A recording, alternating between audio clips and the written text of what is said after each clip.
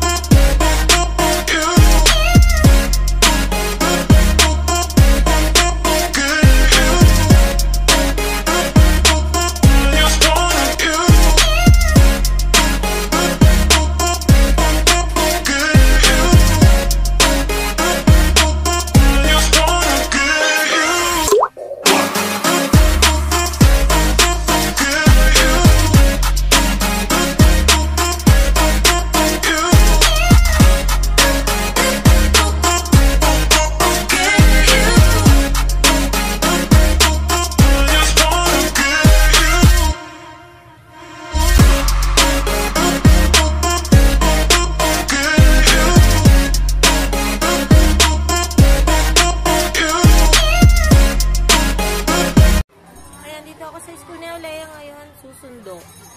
Ayun si Alea, nasa 3rd floor.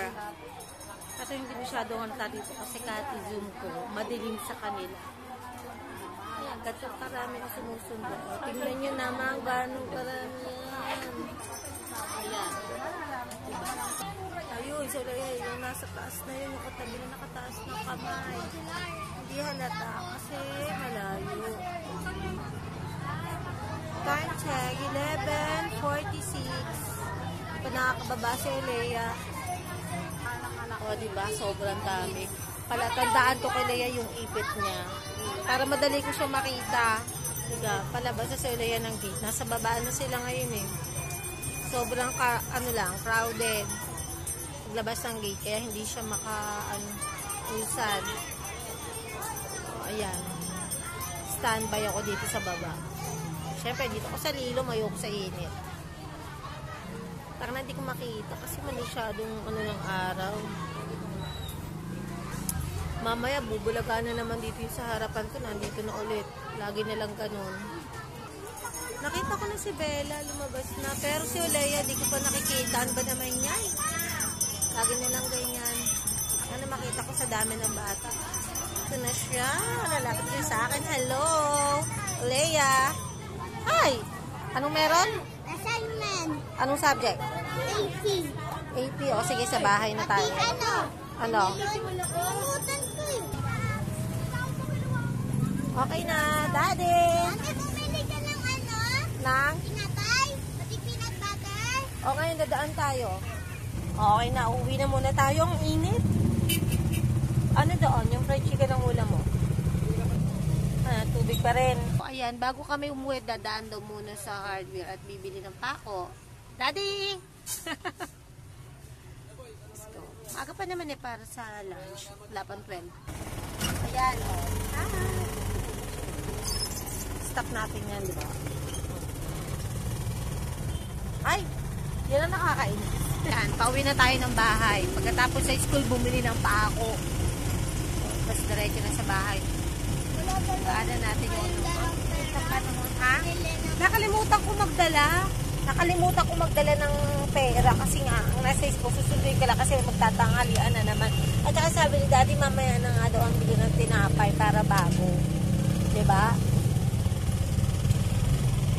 Aray ko. Ayan yung school ni Alea. Yung Feliciano Elementary School. Tabuco Elementary School. Ayan. Napakainit. Napakadaming bata diyan. Yun na, doon ako sumunod. Napakadami nag-aaral dito. Dito lang yan sa loob ng sunshine. Pero grabe ang bata. Ayan, malapit na tayo. O, diba? Ang lalaki na ng bahay. Talagang, ang laki ng pinagbago ng sunshine. Kasi talagang ano siya, civilized na siya. Like before na disco, puro talahiba. Tapos yung mga bahay, puro bakante pa, wala pang ilaw. Pero ngayon, halos lahat may tao na. Ayan. Classmate mo, bakit late na lumabas yung class mo? Ayan, ito yung street namin. O, diba? Boundary ng package 3 at package 4. Ayan. Main road din naman to. Semi-main road. Ayan, malapit na tayo. Konting-konti na lang. Ayun, yung may taas. Doon tayo. Yung may taas na yan. O, diba? Yan yung ambayn hanggang ngayon ay on process pa rin. O, dito rin tapos hanggang ngayon. May nakasampay pa. Ayan. Dito na tayo sa bahay. Ayan, nandito na tayo sa bahay. Diyos ko, buti dito malamig. Para tayong sinusunog sa labas. Buksan mo ang ilaw, si Pudge ay nasa taas. Tulog? Yeah. Pagkatapos kumain, magkagawa ka ng assignment. Kaya mo isolve? Ano? Mat din? Hindi, ano siya? Ano? Yung sa panatang mapabayan. Ah, okay. Meron na ako dong kabisadong konti eh. Ang ganyan si JP pagka nandito sa bahay, pag hindi na mamarin, akala mo may sakit. Akala mo may sakit, pero kapag ka nasa ibon, hyper na hyper. O, ito mo itsura. O, nandun sa taas, hayaan mo siya. Hayaan mo magpahinga. O, ito yung manok na 12 pesos lang. Wow! Per piece, syempre yun. Sa iba kasi, 15 to 18 pesos na per piece. Dito sa amin, 12 pesos lang. Hindi nagbabago yung price niya. Kaya, mas maganda pa ang pumili kaysa magluto. Tipid na sa gas. Tapos, okay din yung lasa niya. Actually, masarap din siya. Suki kami dito. Nakakain na sa isa lang na ulam niya nun. Tapos, yung chicken niya, hindi frozen. Ano pa yan? Yung fresh chicken. Kasi alam namin kung saan siya nakuha ng manok. Kung saan kami nabili ng lechong manok, doon din siya na-order ng manok. Si Kuya. Dito lang yun sa amin sa may kanto. Dito sa loob ng subdivision. Ha, diba? Masarap ba, Leia? Mas kinakain pa nga niya to. Oh. Hayaan mo siyang makipagbanding sa labas. Sabi ni Kuya, hayaan daw para doon na siya magpupo. Kasi naiinip siguro siya. Isasanay yan. Isasanay. Hindi yan tatay. Gagala lang yan. Hayaan mo siya. Trip niya yan eh. Tapos yung sauce niya, suka lang na matamis. Diba, Leia? Tapos masarap din. Ano? Tapos yung breadings niya perfect. Crunchy. Tsaka masarap. Wow! Masarap siya. Tsaka hindi mo na kailangang maghanap ng malaki or malaking klase ng chicken. Kasi 12 pesos lang naman. Diyos ko, 12 pesos may ulam ka na. Sab nga, isa lang inulam, okay na. Kahit nga sa akin, ang isa niyan, okay na din eh. Diba? Halagang magkano lang yan yung nabili? 60 pesos, 5 piraso. Pampamilya na. Eh, yung sa iba, 50 pesos, 60 pesos. Halos isa lang ang kakain. Dumilim kasi si Daddy, nagpatay ng kuryente. Ay, ng ilaw. Nagtitipid kami sa kuryente kasi hindi pa kami nakaka-experience magbayad ng mababa. Kaya dapat magtipid-tipid, diba, no? Ano yung binili natin kagabi, Leia? Yung pinabili ni Daddy?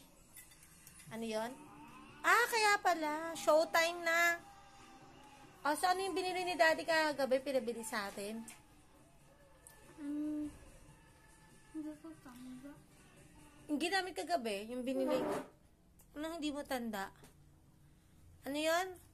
Yung anong tawag doon? Clip-pan? Ko, hindi mo tanda.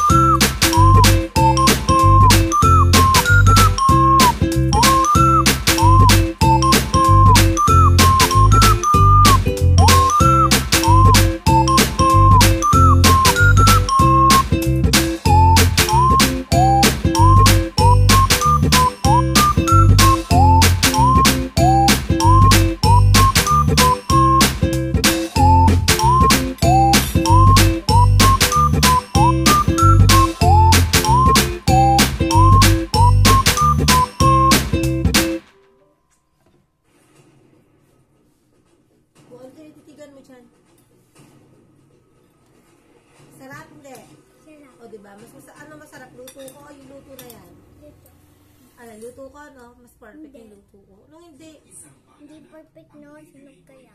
anong sunog? Sakto lang kaya? Well done kayo. Maalat kaya. Alin? Yung luto ko? Ano nung maalat? Yung manok? Mm-mm. Alam mo, kailangan kasi sa prito, dapat may konting alat. Di ba? Kasi yun yung nagpapasarap. Sabi nga ni Daddy, Daddy, ano ang luto ko? Daddy, Sobrang alat. ano sobrang alat? Ano ang lasa ng luto ko? Yung mga luto ko. Di ba perfect? Di ba? Ngayon ka si Daddy. Ano? Nakakainis ka, huwag kang kakain. Di ba sabi mo nga perfect, lahat ng luto ko. Perfect. Ay, may asin. Tasang asin. Ah, di ba? Kasi nga, hindi sasarap ang pagkain kapag walang lasang asin. Kasi yung mga walang lasang asin, pang may sakit lang yun. Wala naman tayong sakit. Sinututo si Daddy? Ikaw. Bakit? Hindi naman totoo sinasabi ni Daddy. Ha? Hindi totoo ang alin? Sinasabi ni Daddy. Na ano? Hindi masarap. Kasi kapag sinabi niya hindi masarap, hindi siya kakain. Kaya kapag sinabi mong hindi masarap Napipilit lang siya sa'yo. Sinusubuan mo kasi. kapag sinabi mo na hindi masarap yung luto ko, hindi ka rin kakain. Ah, masarap luto ko, hindi. Hindi. O, hindi ka kakain mamaya. Okay lang. Ano kakainin mo?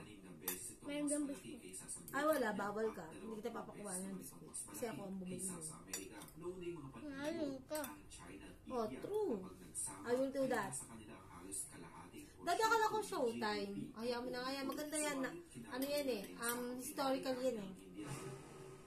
Mag-review ka mamaya ha. Pakita mo sa akin kung talagang matalino ka. Yung kayabangan mo sa school. Ano mo nga eh. Inismall mo nga mga classmate mo. Kaya sabi mo nga sa akin. Hindi ha. Sa salita, hindi naman ano, sabi mo sa akin, mali naman ang sinagot niya. O, ibig sabihin, mas magaling ka daw kasi dinadown mo siya. So, para sa sarili mo, Yung mas... part-time, yung ano, yung natawag ako ni teacher din sa math. Yun Oh. o. Ano? Sagutan daw, 1 to 5. Tapos, iba yung napili niya sa 5, pati sa 4, sa 2. Mali-mali lahat sagot nila, tapos ako lang perfect. We, so, ano sabi ni teacher nung sumagot ka ng... Wala, chinikan niya lang yung ano, yung blackboard. Ah, so, ilang kayong tumama? Ano, 3. Sino yung tatlo na yun? Hindi ko pa sila kaibigan, kaya hindi ko pa sila. Eh, paano si Kendra? Hindi siya natawag? Hindi siya natawag. Hindi niya alam. Alam mo. Alam niya, hindi lang siya natawag. Basta ikaw natawag. Doon, nagtaas ka ba ng kamay? Kaya ka na rin. Bakit di ka nagtaas ng kamay? Di ba sabi ko sa'yo, lagi ka magtataas ng kamay. Kailangan kasi, anong sabi ng teacher mo? Kailangan nagtaas yung kami. O kaya nga sabi ng teacher mo, lagi ka magtataas ng kamay. Baguhin mo yung attitude mo na hindi ka nagtataas ng kamay ng grade 2. Kaya hindi ka niya binigyan ng 90. Halos lahat ng ibang subject mo, ilan lang yung may 90. Kasi nga, ang ginagawa mo daw kasi, hindi ka taga nagre-recite. Kung hindi ka pa tatawagin, hindi ka makakapag-participate. Yan ang sinasabi ng teacher mo, ni Teacher Jenna. Diba? Kaharap ka pa noon, sinabi yon nung last Hindi ko quarter. narinig. Ano? Kaya bakit hindi mo na direct sabi po nga, magtataas ka na ng kamay, opo. Ay, wala akong sinunod. Hoy, sinabi mo yun, huwag ka sinungaling. Baka gusto mo, tawagin natin teacher mo ngayon. Pagdaan niya, tatawagin ko. Diyan yung nadaan, tulad kahapon. Kung sino nagsasabi na totoo sa atin. Kaya yun ang pinapabago sa iyo eh. Na mag-ano kayo, na kailangan nagpa-participate ka araw-araw, nagtataas ka ng kamay kung gusto mong tumaas yung grades mo. Hindi pwedeng sa written ka lang mataas. Diba? Yun ang sabi sa'yo. Ayan si Pudge. Diba, nadalit ka ngayon. Saan ka galing? Gala ka ng gala, ang init-init. Kaya may pagkain ka dyan. Oo, di ka. Diba may pagkain ka?